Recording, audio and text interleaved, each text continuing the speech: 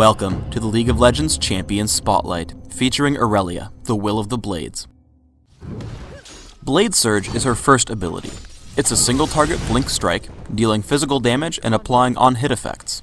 If it kills the target, the full cooldown and part of the mana cost is refunded. He-10 Style is a passive active ability. Just by learning it, Irelia will heal after every attack she makes. When activated, it adds bonus true damage to her attacks. Equilibrium Strike is Irelia's third ability. It's a short-range, single-target nuke that normally slows her target, but if Irelia is more damaged than her foe, the spell will stun instead. Irelia's ultimate is Transcendent Blades. After activating it, she has a few seconds to shoot 4 daggers, which hit enemies in a line. These daggers also return health to Irelia based on their damage dealt. Finally, Irelia's passive is Ionian Fervor. When she is near enemy champions, crowd control effects like slows and stuns are shorter. Our special guest designer is known as Ezreal, who is in charge of Irelia's development. We started off wanting a melee DPS who could strive in our current anti-melee metagame. Thus, we gave her heavy defensive abilities, which could transition to heavy offensive abilities. For instance, He-10 Style used to remove her life gain when it went on cooldown, so the player would have to make the choice between defense and offense. And Transcendent Blades used to provide a flat armor and magic resist boost for each blade she had, so using her blades would cost her defenses. Both of these were neat conceptually, but the costs were so high that they hindered the player's moment-to-moment choices. We decided to move her to more of a fighter assassin who could survive in a team fight. This is accentuated by her resilience to disabling effects provided by her passive, as well as her life gain from both He-10 Style and Transcendent Blades. Also, I'm a big fan of item choices impacting playstyle, so we made sure that Irelia had multiple build options. For example, Irelia becomes an amazing chaser by purchasing a Frozen Mallet, a great burst assassin by going standard damage items, and my personal favorite, Irelia can become a lifesteal tank by getting a Spirit Visage and either attack speed or lifesteal items. I set up Irelia as a jungler. I have attack speed everywhere except flat armor seals, with 2109 masteries, smite, and ghost.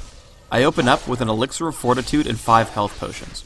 For your jungle pattern, take out the wolf camp with smite, and use He-10 Style to clear the golem camp as well. Immediately run to the enemy lizard camp, but run around the far side because it's safer if your enemies use wards, and you have the possibility of ganking the opposing jungler depending on his pattern. This should allow you to gank top lane by 3 minutes 30 seconds, with a slow from lizard and a stun from Equilibrium Strike, with ghost available as well. If you're laning with Irelia, and for the rest of your item needs, just follow the in-game recommended items. Finally, for my skill build, I max He-10 Style, followed by Equilibrium Strike, with 1 point in Blade Surge. Irelia is a very deadly champion. I run into the enemy jungle to find Udyr, and when I do, I'm able to kill him in a direct 1v1. However, the difficulty when ganking enemy junglers is that their teammates are closer than yours. Though I kill Udyr and dodge Corki's first missile, I fail against Lux's Lucent Singularity, giving her the golem buff. It bears repeating that when a teammate gets ganked on your side of the map, you should immediately come to help. While I would have been able to kill Udyr, Corki's early arrival means a death instead. One of the strongest points to any melee champion is dueling a ranged one. For a champion like Corki who relies on skill shots, always juke in between attacks when the skill shots come off of cooldown. Additionally, if we rewind, notice that I run away from Corki while he's casting Gatling Gun, and duck into the brush just to completely screw up his movement predictions.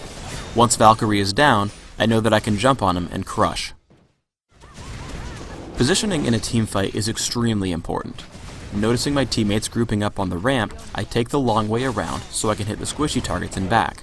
One of Irelia's main strengths is controlling and sticking to single targets, so I force Lux to flash, pick her up when she comes back in, and jump immediately to Miss Fortune for the double kill.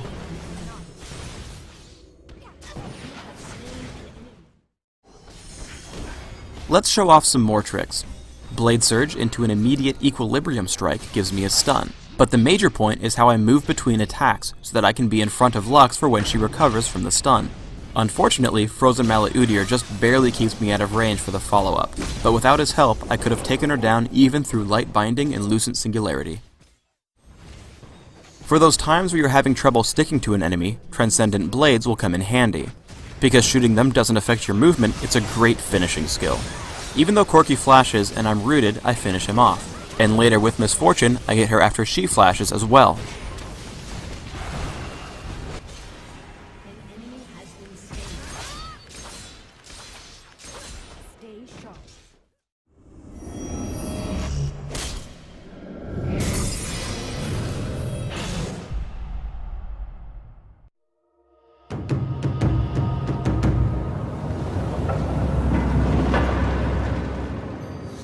Thanks for tuning in to the Irelia Champion Spotlight.